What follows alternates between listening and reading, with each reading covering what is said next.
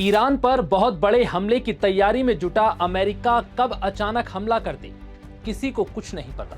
लेकिन इस बात का पूरा अंदाजा है कि अमेरिका अब ईरान को बहुत बड़ी चोट देने की तैयारी में है। अमेरिकी राष्ट्रपति ट्रंप का दावा है कि ईरान पर इस बार का हमला ऐसा होगा जिसके बाद वो कभी खड़ा होने लायक नहीं बचेगा।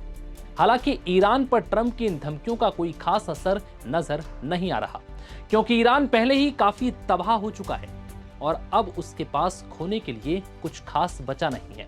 लेकिन अमेरिकी हमले के बाद ईरान की जवाबी कार्रवाई न सिर्फ अमेरिका को बहुत भारी पड़ सकती है, बल्कि पूरे मिडिल ईस्ट को ये जंग शमशान बना सकती है।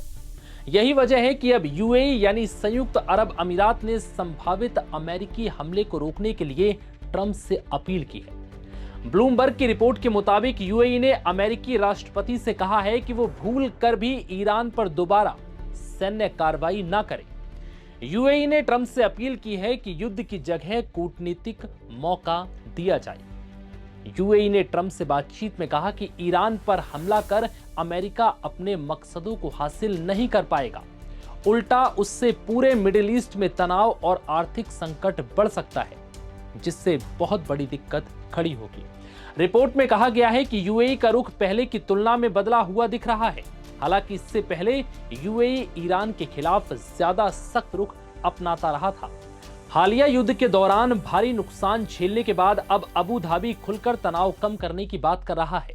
यूएई के राष्ट्रपति के सलाहकार अनवर गरगाश ने शुक्रवार को कहा कि अमेरिका और ईरान के बीच 50-50 की संभावना है। उन्होंने चेतावनी दी है कि अगर फिर से संघर्ष बढ़ा तो पूरे मिडिल ईस्ट में हालात बहुत खराब हो सकते हैं। इससे पहले सऊदी अरब और कतर भी ट्रंप से अपील कर चुके हैं, लेकिन 3 खाड़ी देशों पर इस बात को लेकर मतभेद है कि अमेरिका को ईरान के साथ किस तरह का समझौता करना चाहिए। लेकिन इस बात पर भी सहमति है कि युद्ध दोबारा बिल्कुल ना हो। खबर तो यह भी है कि दोबारा युद्ध की आहट को भांपते हुए पाकिस्तान के सेना प्रमुख आसिम मुनीर शुक्रवार को ही तेहरान के लिए रवाना हो गए। ये दौरा ऐसे समय पर हो रहा है जब अमेरिका और ईरान के बीच समझौते की संभावना बढ़ती दिख रही है। इतना ही नहीं, रिपोर्ट्स के मुताबिक ईरान से बातचीत के लिए अमेरिका की तरफ से कतर की भी एक टीम शुक्रवार को ही ईरान पहुंच चुकी है, जो दोनों देशों को समझौते करने के लिए मना सकती है।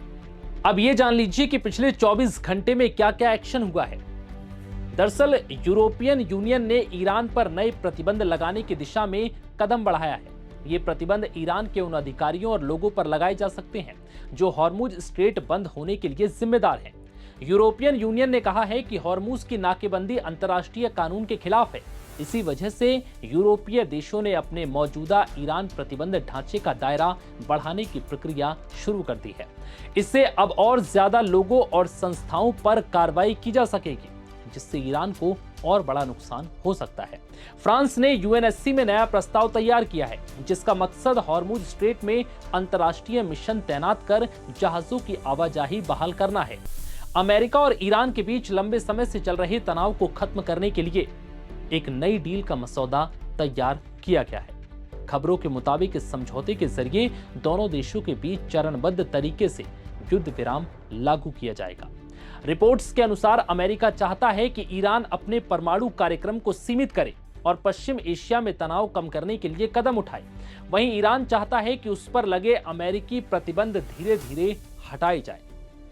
बताया जा रहा है कि इस समझौते में सबसे पहले दोनों देशों के बीच शांति वार्ता शुरू होगी। इसके बाद नागरिकों, व्यापार और आर्थिक गतिविधियों से जुड़े मुद्दों पर सहमति बनाई जाएगी। अब देखना होगा कि क्या ये समझौता इस युद्ध को रोक पाएगा। फिलहाल इस वीडियो में इतना ही। इजाजत दीजिए। नमस्कार।